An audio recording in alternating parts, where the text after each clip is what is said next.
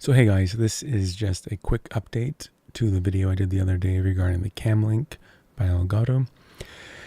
In that video I did an unboxing, but I also looked at the latency of the Camlink, and I found that I was seeing about 350 milliseconds of latency when plugging the device into my Panasonic G85.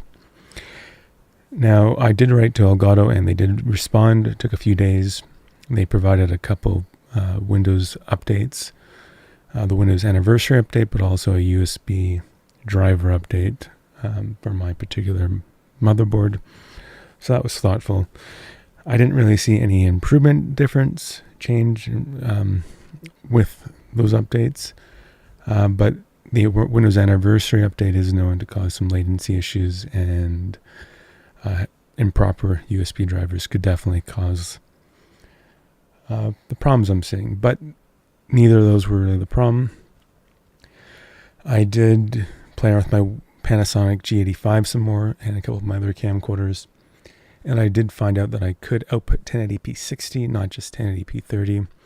I could also output 1080 or 720p using the Panasonic. The trick there was not to try to record in 4K or not try to have the sensor set to 4K mode. I had to go into the menu and change the recording mode to 1080p or 720. I couldn't just set the HDMI output to 1080p mode. In doing so, I was able to decrease the latency of the output.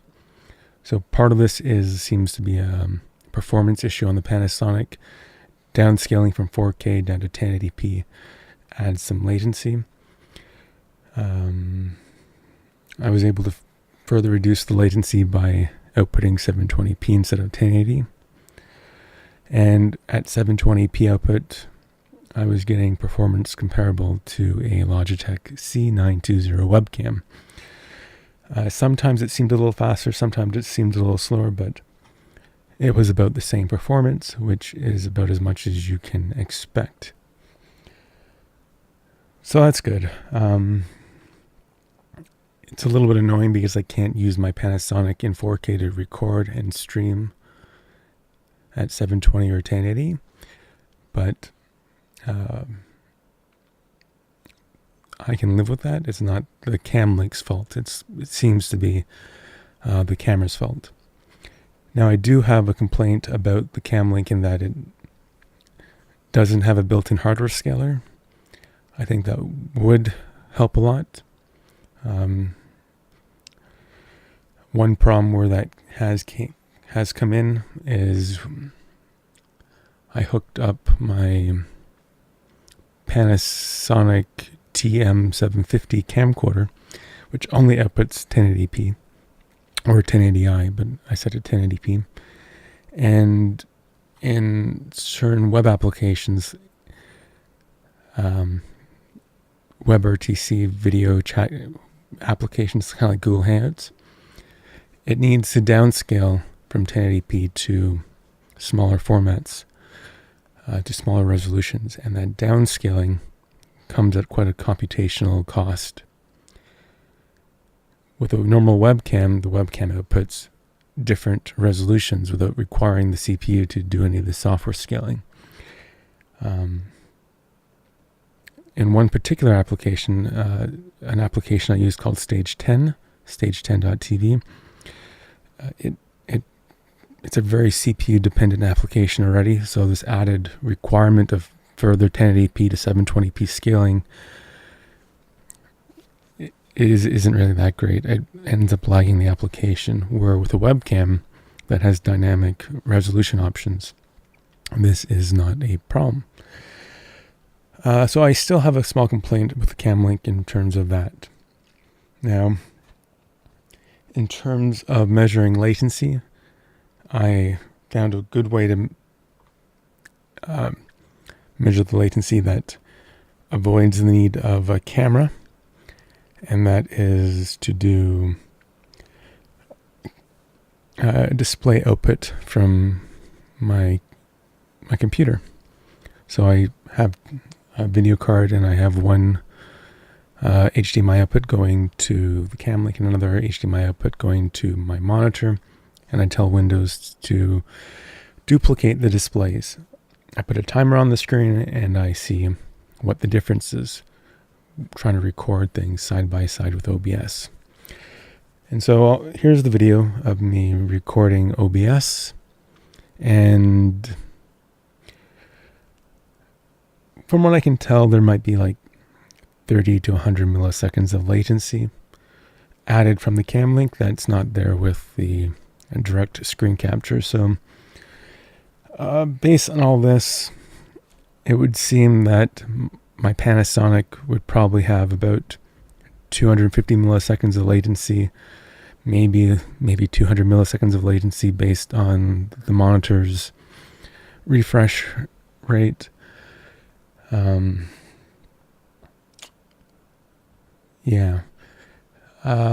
But the cam link still does introduce some latency. I also am kind of astonished to see that in the black areas of where I'm capturing, the black isn't really that black. It has some compression artifacts appearing in it. I don't really know what's happening there. I played around with the settings and it doesn't seem to want to go away. So who knows?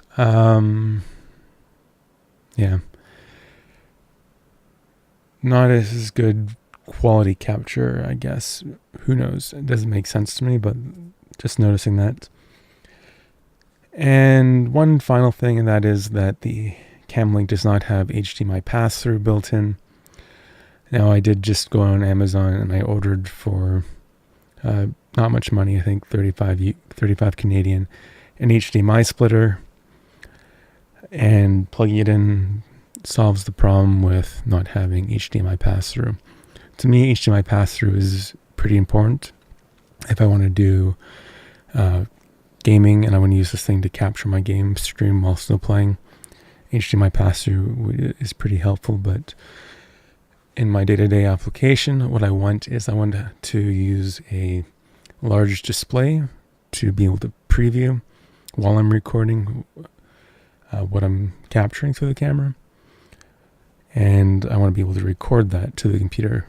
The little 2-inch screen on my Panasonic camcorder isn't big enough for me to see what's going on, so I plug it into a monitor to see it from my desk.